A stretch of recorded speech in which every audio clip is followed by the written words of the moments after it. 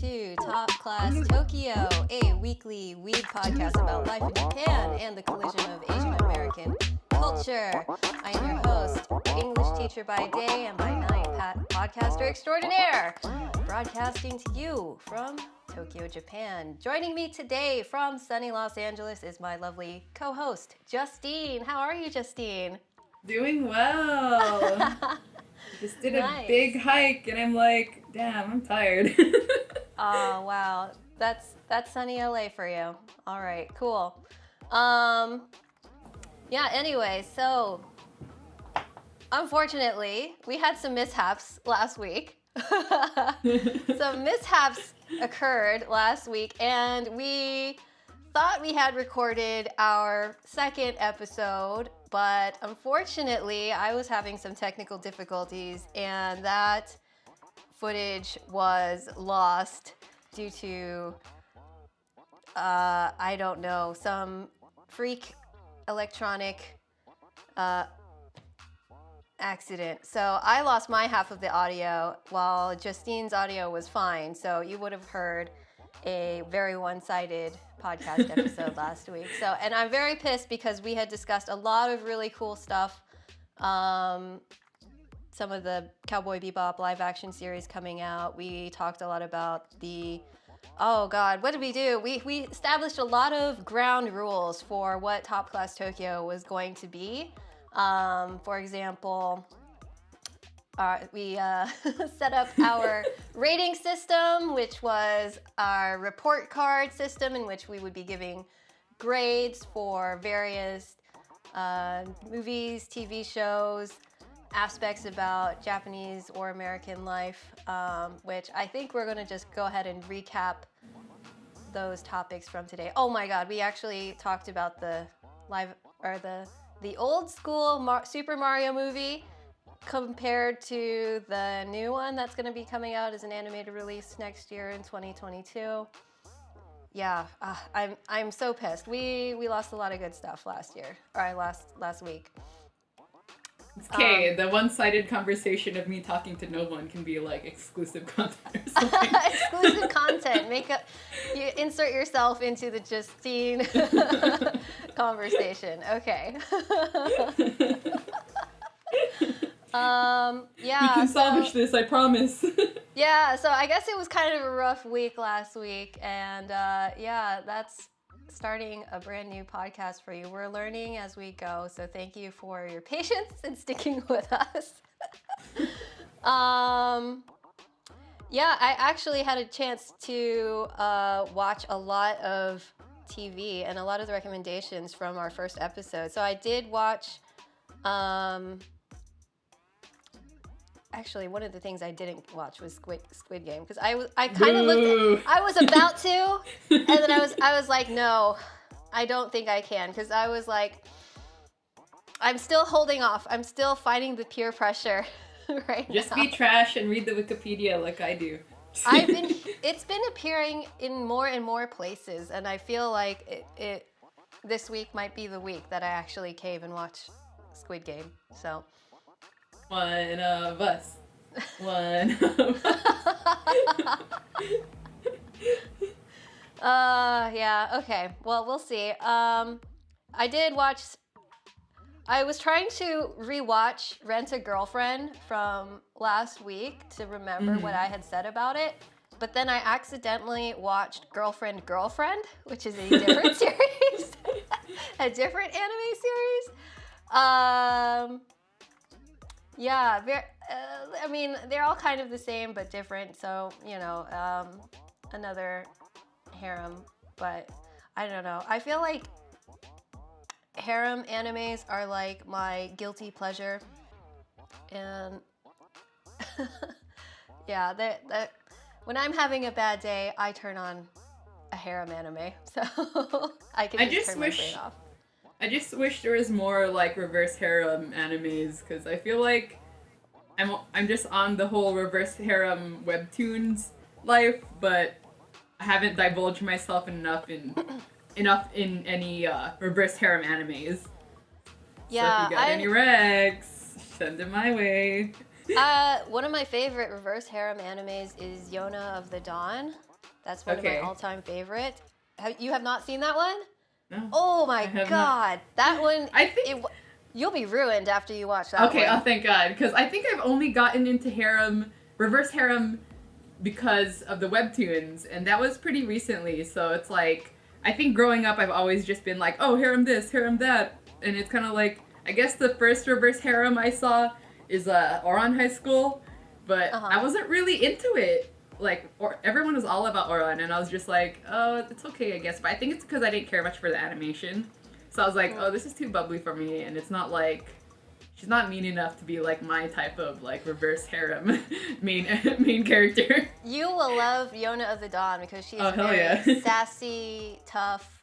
You know, she's a princess, but she basically has to fight for her kingdom back. So it's an amazing action anime, and which I think is kind of rare for a reverse harem, right? So one of the most, I think.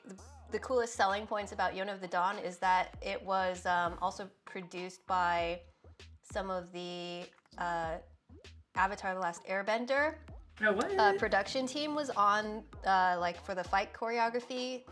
So like the animation feels just like you're watching Avatar: The Last Airbender. You know how much action and kung fu there is in that show. So I mean, like it brings the action in that series. So the animated series, right? It. Yeah. Okay, because like when I hear Avatar, I'm like, I hope it's the cartoon, because if it's not... Original. Okay. Original Avatar: The Last Airbender, yeah. So it's really, really cool. I wish there was more... I wish that was more of a thing, like reverse harem action anime. That's such How old is it? It came out quite a while ago. I want to say like more than 5 years ago. Damn, I've been sleeping on this. Yeah, it was a while back. I was still in America when I watched it. So it's not that new. It's really not that new. And I feel like it didn't get that popular because I don't know if that harem anime has ever been all that popular. I kind of feel like it's been a fringe thing. And then reverse harem is also sort of a fringe thing, you know, because it kind of, and then it hits this weird... like another like splinter off of our Venn diagram, right? So it's like, because I feel like harem anime is targeted obviously at a very male audience, and then reverse harem anime is targeted at a very female audience who also kind of is into magical girl shoujo, very kind of like, you know, not very action oriented series. It's more about like relationships and all that kind of stuff. I just want to see all the backstabbing and the vying for the attention of the said main harem girl. Yeah. That's my jam. I feel like Yona of the Dawn balances everything that I love about both genres, right? Because it's like, it's got the action of like a shonen, but has like the like emotional and like relationship dynamics and drama of like any other like female targeted audience kind of series. So it's really, really good series and I highly recommend it. It's one of my favorites. Is it on Crunchyroll or what is it on? Do I have to torrent this off somewhere? I mean, support the licensors of this anime. It may be on Crunchyroll. I'm not sure. It's been so long since I've watched it. I have no idea. I hope it's like old enough where it just got licensed to like a streaming service that provides it for free. Yeah, and the manga is really good too. So okay. Oh, good. There's a manga. Okay, I'll start with the manga so I have some expectation to see. Well, did you read it first or watch it first? I started reading the manga and then I didn't finish it because I don't know how much of a gap there was in between me starting the manga and me watching it, but I only read like the first chapter of it just because I wanted to look at the art and see what the source material was like, but it's very faithful. So that's why I was like, I might as well just watch the rest of this because it's being very faithful to like the first chapter. Did they already finish it or? I think so because it's pretty old. Yura of... What is it called again? Yona of the Dawn. Okay. Yona of the Dawn. I'm all like peeking at the character design and be like, is this something I would watch? You would like it. I know you'd like it. She's a badass. Oh, okay. I like this art style. Yeah. The art style reminds me of Magi. Oh yeah, that's Yeah, another series yeah. I really love. It kind of Sinbad. Yeah, it also kind of has like what's that? It's an older anime. Shit, I forget what it's called. It's about these two goddesses. Well, they're not goddesses. They're like high school girls. Oh my goddess. No, not Oh My Goddess. It's a Yu Ace series. I don't know how to say it. I'm gonna look it up. Let me get back to you. Okay. We should just do like a harem series, a harem theme episode. Oh, Fushigi Yugi. Oh, that's the plot line for. That's a really, really old series. Yeah, that was like one of my. I guess I would think that's my first harem anime. Wow. Okay. So It's one guy, bunch of girls, or is it reverse? it's harem? one girl, a bunch of guys. So it's a reverse harem. Yeah. That was like my first reverse harem. Oh, okay. Cause it's her, but you read it, right? No, I've never read it No? and I've never watched it, but I never watched it, but I read it, and the art is pretty. Okay, maybe that's what I should do too, because I don't know, maybe for some reason I was never interested in watching it, so maybe I'll check out the manga. Like, I like the art style of the manga a lot more than the anime, because I felt like the anime just, during that time, anime was very like, oh, let's make everything chibi and alien looking and cute, and the bangs that float for some reason, and I didn't care much for it. Okay. But the art is pretty, because it reminds me of like adulter Sailor Moon art. Ooh, interesting. Okay. Yeah, there's something about the anime that just put me off about it. I don't know. I don't come And from I feel like the Fushigi colors, fans, but well, I feel like the colors that they used were too like, it didn't line up with the era that the manga took place in, because it's supposed to be like historical times, not like all this modern shit, all these bright colors. So the fact that they were all about like the bright colors and the big eyes and the bangs, I was like, this didn't translate well into anime, so I'm not gonna watch it. Okay. I feel like maybe we should re-explain our report card Okay, because section of our podcast, because I don't know if that was really clarified in the first episode. So we ranted about it, but I'm glad we're revisiting it, because I was like, question mark on a lot of the gradings. yes, so Top Class Tokyo, we have a report card segment, which I guess we're just gonna grade whatever we feel like in our lives. So Fushigi Yugi, what would you give it? Grading, actually, let's go over the grading scale first. So grades, grading scale is as follows. A tier, go out of your way to watch now, something you would watch immediately. Highly recommend, 10 out of 10. B, a good binge for the weekend. You know, you can put it on your list of things to do, not the highest priority, but, you know, get to it sometime. I feel like you did recommend Squid Game as a B last week.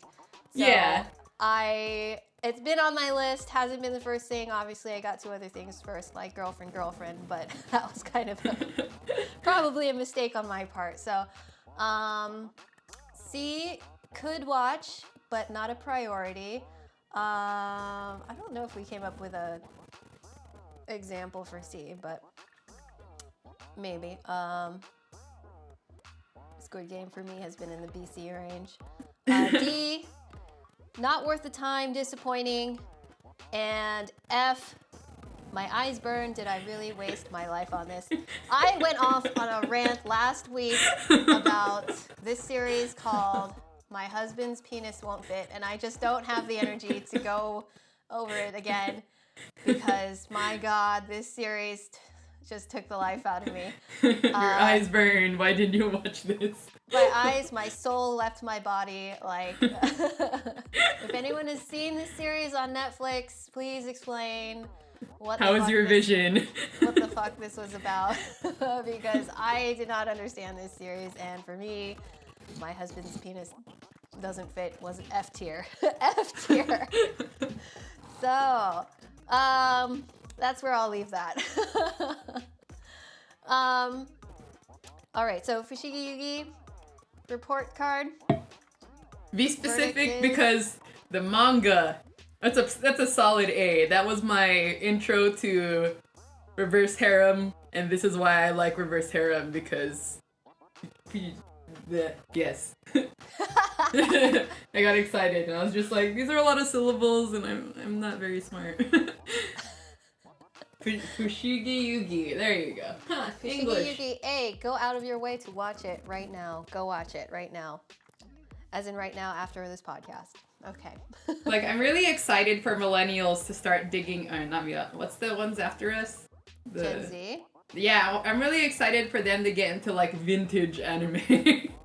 I think some of them are getting into it. Okay, good. They gotta dig a little deeper to get the good stuff, you know? Yeah, and also I feel like that's happening for our generation too. Like, because this is another thing that we talked about last week was that I had just rediscovered Dirty Pair.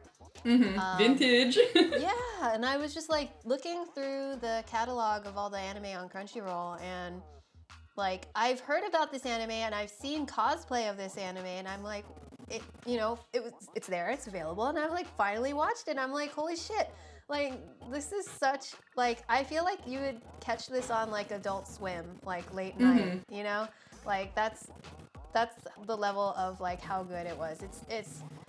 It's even older than like a show like Cowboy Bebop, but I feel like it has those same kind of like really campy, like space action kind of vibes. So yeah, Dirty Pair. Also, what did I rate it last time? I think I gave it an A. Definitely go out of your way to watch that one. Very good. Man, now I'm all like having nostalgia bomb for all these like old school mangas and animes that I never really had anyone to geek out to about because it was only like online forums and not really like a Discord to be like, yo guys, this shit, I read this shit at Virgin when they still had a music store and I was in the manga section because manga was $15 a volume and I was like, fuck, this is expensive.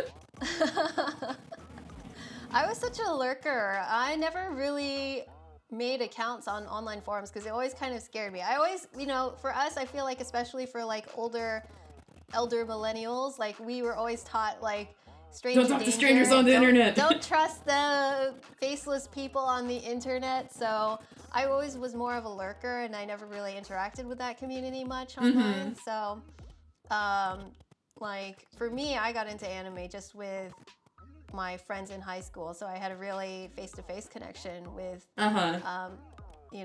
watching anime, reading manga, and then going to like local conventions. So I feel like it's definitely different, and times have changed now where it's moved. It's okay to talk to internet people. Yeah, where people actually do show their face, and social media has really exploded. So yeah, I think this was one of our other topics that also was lost in the episode, and how the culture has changed. The elderly weebs versus the youngins. And how there's like generations of weebs now. So little weeblets. Little weeblets changing the world. That's what I called my students that. Like when I was tutoring like middle school, high school kids, and they're like in the Naruto and stuff. I was like, oh, my little weeblets. I was like, you don't understand what you're getting into, but I'm in full support of this. Aww. Yeah, and there's so much more anime for them to enjoy these days. It's nice. It's almost like overwhelming, and it's like it's everywhere, and it's like it feels like, yeah, and like this is another thing we were talking about last week, is like they don't grow up feeling outcasted or like persecuted for like enjoying these like niche interests. So they grew up with no shame, those lucky bastards. yeah, I know. And like at the time when I was getting into anime, it was very sort of unknown, and like I don't think many conventions were over, in my area at least, were over 5,000 people. So, and that's in like a major city on the East Coast. So it's kind of like. What was your first con? My first convention was KatsuCon, and that's pretty much my hometown con. So. Yeah, I remember the first KatsuCon I went to, literally 3,000 people, and cosplay was not a norm. There was maybe 1 out of 20 people in cosplay, and it was very bad cosplay. It was very bad cosplay. Very we cheap. didn't know anything about satin until after we realized how bad it is to use for cosplay. But it was 99 cents a yard, and I was a high school student, okay? Yes, it was a lot of high school students in Party City wigs and plastic ninja swords. Started from the bottom, now we're here. Yeah, and I was one of the very few Asian people at the con. So I was like me and maybe 2 other Asian people. And then when you saw each other, you made eye contact and you're like... No, we all rolled up together, so it was kind of like, hey, guys. Yeah, so, and it was honestly, like, one of my friends, like, seriously, like, it was weird because, like, my friend had this amazing Wolfwood cosplay, Wolfwood from Trigun, and he put all the, like, to this day, I feel like he still put all of the cosplayers, especially Trigun cosplayers, to shame. I've never seen Wolfwood cosplay that has ever topped his cosplay, because he literally built a wooden cross, machine gun transforming cross out of solid plywood, and it was literally that must have been so 6 heavy. feet tall. It was so heavy, but this thing was a monster, and he carried it around the con. And for what? There was only like a couple thousand people there, so really. The fandom is so strong in that one, okay? Fandom was strong, yeah, but no competition, and I've never seen. Oops, there goes my GoPro, but I've never seen a Wolfwood that has ever topped his cosplay. I feel like whenever I think of Trigun, like, the era when that was popular, it was like 2005, 2006, because I remember going to Anime Expo back in the day when it was still in Anaheim, and, like, Trigun was, like, poppin', and it was like, you'd see a bash everywhere all the time, and I was just like, man, it must be so damn hot wearing a long to-the-ground vest, like, trench coat vest thing in the middle of California summer. Yeah, that's what's great about East Coast cons, especially KatsuCon, because KatsuCon is always in February, and it's actually winter time, like East Coast winter time. So, like, there is snow on the ground, and I feel like one of the best winter cons. Their venue is so pretty. It really is. It's that's why I feel like, especially since Otakon moved from Baltimore to Washington, D.C., to the Washington, D.C. Convention Center, I feel like KatsuCon has totally surpassed Otakon as being like the premier, like, mid-Atlantic East Coast con. Because I feel like the Gaylord itself has a very, like, it feels more of a community than the whole commercial part of anime conventions, which is like exhibit hall, sponsors, etc. Because that's how I felt about Anime Los Angeles when it was still in the Marriott. And, like, when it moved to a different location, it's more capacity, but at the same time, it didn't really have that, like, smaller community, like, you knew everyone there vibe about it. Right, yeah. I think it's also a function of the way that the Gaylord Center is set up, because the atrium is so beautiful, and it just invites people to just stay and hang out and like take Yeah. pictures. It's like so Instagram friendly that like Yeah, every yeah. corner of the atrium is literally a photo shoot happening. So it's like Yeah. you can totally just like stand anywhere in the atrium and like make friends like immediately. Mhm. So yeah, so that's why I love Katsucon. Are they And, doing like, Katsu next year? I don't know. I don't know. It was Because definitely. I'd I be don't think they had it. inclined because I have some JetBlue points that I need to use that expires next year. Okay, well, we can have you on location. Maybe do some Sick. interviews. Yeah. Down. Yeah. Actually, I was back in DC for the summer and I went to Otakon, but it has that same issue where it's like the convention center itself for Otakon doesn't have like a central meeting area where I feel like a ton, like 1,000 people could easily just like Chill, meet hang up. out, meet up. Right. Yeah. Yeah, because I feel like the convention center is like get into your room, go to your panel, go to your event, and then basically leave, or like you can mill around. But I guess that's kind of like, yes, there's the video game halls and like dealer halls and like stuff like that, but it's not very picturesque. It's not as Yeah. I did go through the Marriott atrium, but it's still a lot smaller than what the Gaylord has. And it kind of feels like if you're a big group standing in the lobby, you're kind of in the way. A nuisance, yeah. Yeah, whereas like in the Gaylord in Katsucon's atrium, there's a fountain, there's restaurants, there's bars, there's a lobby, there's so much more room for people to actually like sit down. There's like Socialize. seating, you know? Yeah, there's actual seating and like lounge areas. So It's like they want you to be social there or something. yeah. So that can go on our report card. Katsucon, A tier, best East Coast anime convention. Highly recommend. Even for people who are like in the Midwest or like way down south, they will make the trip up and like drive 8 to 10 hours just to get to Katsucon. So it's worth the trip. Katsucon was the first con that I realized they salt the ground so ice doesn't form. You California baby. I am. I was like, what's all these white pellets they're dropping? Oh, and I picked one up and I was like, oh, that's salt. And just like, oh, okay, I'm gonna put it back down now. Oh my god. California. Forgive me, I don't know what it is. Yeah, I'm here in Tokyo, and it's still like 80 degrees here, and it's October 11th. So I'm like kind of wondering when is it actually going to start to get cold here. I don't remember it being this hot last year, even in October. Global warming.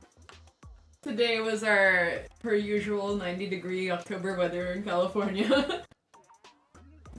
At least it's not as humid as it is here in Tokyo. It's still humid? Yeah, it can be, but it cools off. It's starting to cool off at night.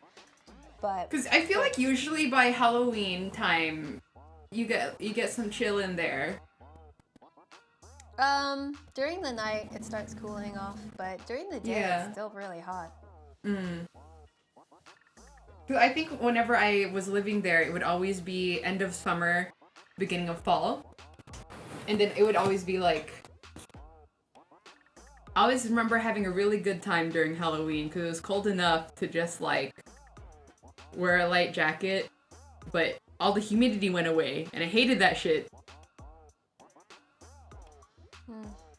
So end of September, October is when it was cooler, because I think the last time I was there was like 2 years ago, and then 4 years ago prior to that.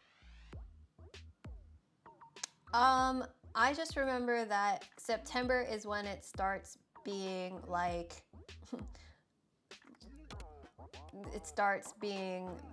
you don't feel like you're dying anymore. Yeah, that's why I would always visit, because like I hated the summer there because like I went there for my birthday, so that's end of July, and it was like humid as hell. I was like, damn, but it's my birthday though, so whatever. But yeah, end of July, August was like the tail end of the humidity, and then September was like, okay, we're gonna be like fall weather now. Maybe they're lagging a little bit. Damn climate change. Yeah, I think climate change is making things worse here because it's already the middle of October, and I remember wearing like long sleeves and like sweaters by this time, and I was like, it's fucking October. I need it to be sweater weather already. Come on, I come from like, you know, I'm like the East You have Coast. seasons. Yeah, I'm used to living in a place where they actually salt the roads for winter time, and that doesn't even happen here in Tokyo. Yeah, so I think that's one of the biggest things that I miss about living in America is actually salt on the ground. Yeah. Salt on the ground. But yeah, like Japan talks about having seasons, but not in Tokyo. Tokyo doesn't actually have winter, so. Doesn't it get colder in Tokyo than it does Korea in winter? I don't remember. I remember when I lived in Korea, it was a long time ago, and I do remember seeing snow in Seoul. But I've never seen any snow stick in Tokyo. So, man, those animes lied to me. Yeah, it's might be global warmings because I lived in Seoul a long, long, long time ago. No picturesque first snow in my Tokyo scene. What the hell? It snowed maybe once or twice, and all of it melted immediately. And into the gross gray slush. Yeah, and I've never seen like. Well, most of the time I'm not even driving, so I wouldn't be surprised if I haven't seen any salt trucks driving around to like salt the roads. But I don't think they treat the roads here. I'm all like visualizing those cute little snowmen with the buckets on their heads, with little angry eyebrows and charcoal eyes. That's what snowmen look like in Japan, right? I wouldn't be able to tell you because we've never had snow last that long here, so this is all anime has taught me, okay? The only place I've seen snow is when I've actually gone out to like Nagano and like go snowboarding in the mountains and like go to see the snow monkeys, so. I've only gone for the snow monkeys like in the summertime, and they're still chilling in like the hot springs and stuff. It's wild. Wow. Oh, I guess I don't know. Maybe they just really like the water. Yeah, I guess it's the only way to get clean if you're a monkey. Hang out in the bath. Monkeys, A tier. Go out of your way to see the monkeys. So, have you ever had a advent calendar? When I was much younger, yes.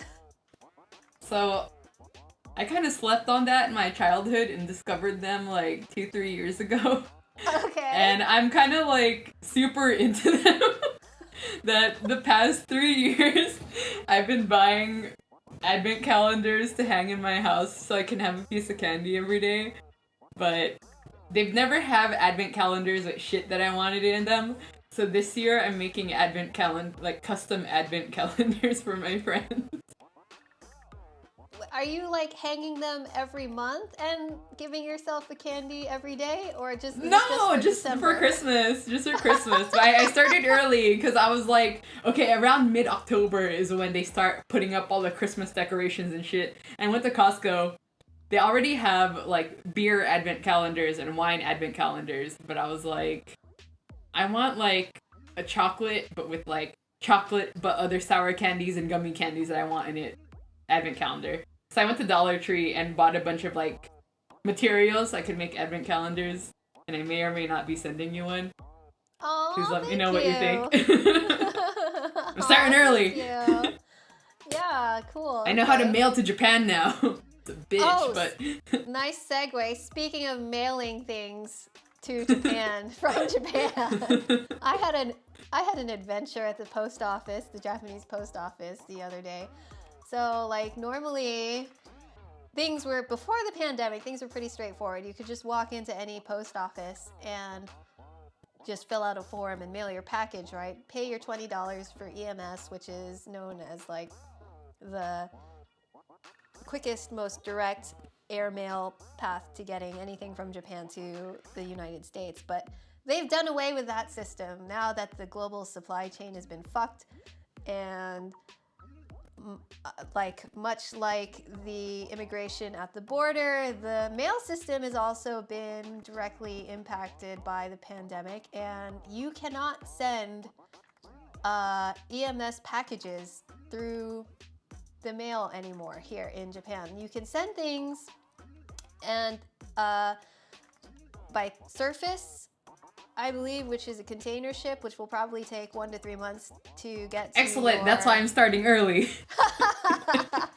It'll take 1 to 3 months to get to your destination, and I do think there is a way for you to send documents back to the States, but I don't believe they have suspended, temporarily, indefinitely suspended all outgoing packages from Japan going to the United States. I think it also depends on what country you are sending to. So I think you can send goods to Canada, but they also will make you jump through a bunch of hoops to do that. And they've also, at the same time, have revamped the system so that instead of handwriting out on a form where you're sending your package to, they've sort of, I quote unquote, air quotes, upgraded the system into an online registry where you have to register yourself as a sender, you have to register your recipients, and basically the government is now tracking who is sending packages to wherever. So a little bit of Japanese Big Brother for you in addition to all of the COVID precautions, where things that I also have a problem with. So they're gonna judge the craftsmanship of my handmade advent calendar. Damn it. You do have to state the value of the goods that you are shipping. So yeah. Yeah, because I think they might want to like charge like customs fees or something. I don't know, because I had this issue and I was trying to mail back my ballot to vote in my state election, so I had to put in a value for the documents that I was sending back, and I had to just make up some value, which this costs all of America's democracy. Yeah, so that was it was such an ordeal, and it took about an hour at the post office trying to get me registered and registering my sender, and I had to have someone from my work come to assist me and go back and forth with the postal workers. It was just not fun. This is par for the course for any foreign person trying to live and like do paperwork in Japan. So fair warning. Finally, we'd like to end with some Q&A. If you have any questions, comments, suggestions, or requests for topics you'd like to hear more about, please reach out to us on our social media at Top Class Tokyo on Instagram, YouTube, and Twitter, or send us an email at topclasstokyo@gmail.com. Thank you for tuning in, and stay classy, Tokyo, wherever you are in the world. Outro music. Wee, wee, wee, wee.